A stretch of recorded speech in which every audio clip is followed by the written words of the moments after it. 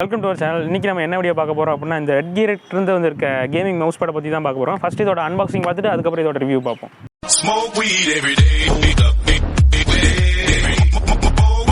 So இப்போ நம்ம பார்க்க போகிறது வந்து பார்த்திங்கன்னா மவுஸ் பேடு, ரெட் கியர்லேருந்து வந்திருக்க ஒரு மவுஸ் பேடு.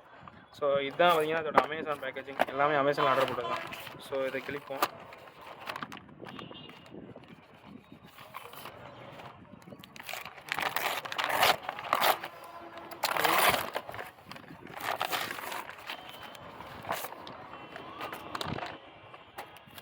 ஸோ இது வந்து பார்த்திங்கன்னா ஒரு பில்லே பார்த்திங்கன்னா ஆக்சுவலாக கேவலமாக தான் இருக்குது. ஒழுங்காக பிரிண்ட் ஆகாத பில்லு.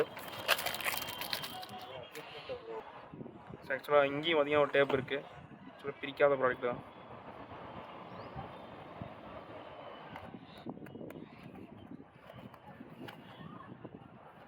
ஃபோக்கஸ் ஆகுதுன்னு பாடுற, அப்புறம் ஒன்று பார்த்துக்கலாம்.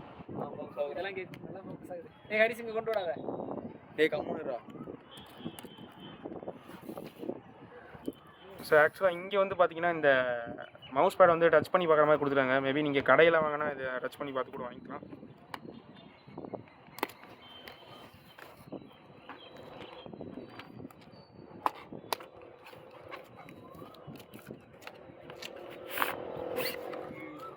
ஸோ மற்றபடி பாக்ஸ்குள்ளே வேறு எதுவும் கிடையாது.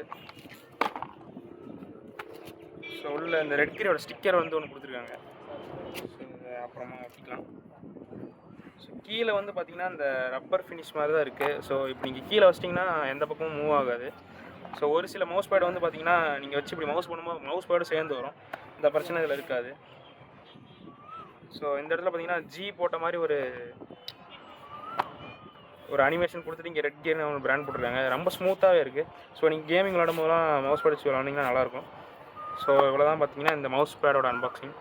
ஸோ இதுதான் பார்த்தீங்கன்னா மவுஸ் பேடு. மொத்தம் வந்து பார்த்தீங்கன்னா ஸோ ஃபஸ்ட்டு இதோட லென்த் அப்படின்னு பார்த்தீங்கன்னா லென்த் வந்து பார்த்தீங்கன்னா 35 சென்டிமீட்டர் இருக்குது. ஹைட் வந்து பார்த்தீங்கன்னா 25 இருக்குது. இதோட திக்னஸ் வந்து பார்த்தீங்கன்னா 4 mm இருக்குது. அண்ட் இதோட ஸ்ட்ரிச்சஸ் குவாலிட்டி வந்து பார்த்தீங்கன்னா அந்தளவுக்கு ஐ எம் நாட் சாட்டிஸ்ஃபைடு. ஏன்னா அங்கங்கே இந்த நூல்ஸ் வந்து பார்த்தீங்கன்னா வெளியே வந்து தெரியுது. அண்டு பின்னாடி வந்து பார்த்திங்கன்னா ஒரு ரப்பர் ஃபினிஷ் வந்து கொடுத்துருக்காங்க. ஏன்னா நீங்கள் டேபிளில் வச்சு யூஸ் பண்ணும்போது கிரிப்பாக நவரக்கூடாது அப்படிங்கணும். முன்னாடி வந்து பார்த்திங்கன்னா எப்பயும் போல் நார்மலாக இருக்க மவுஸ் பேடோட அந்த டெக்ஸ்டர் தான் இருக்குது. அண்டு இதில் வந்து பார்த்திங்கன்னா ஜிங்கிற கிராஃபிக்ஸ் கொடுத்துருக்காங்க. ஏன்னா இந்த ரெட் கியருக்கு அந்த ஜி வந்து பார்த்திங்கன்னா இங்கே பதிச்சிருக்காங்க. அண்டு கீழே வந்து பார்த்திங்கன்னா சின்னதாக ரெட் கியர் அப்படின்னு கொடுத்துருக்காங்க.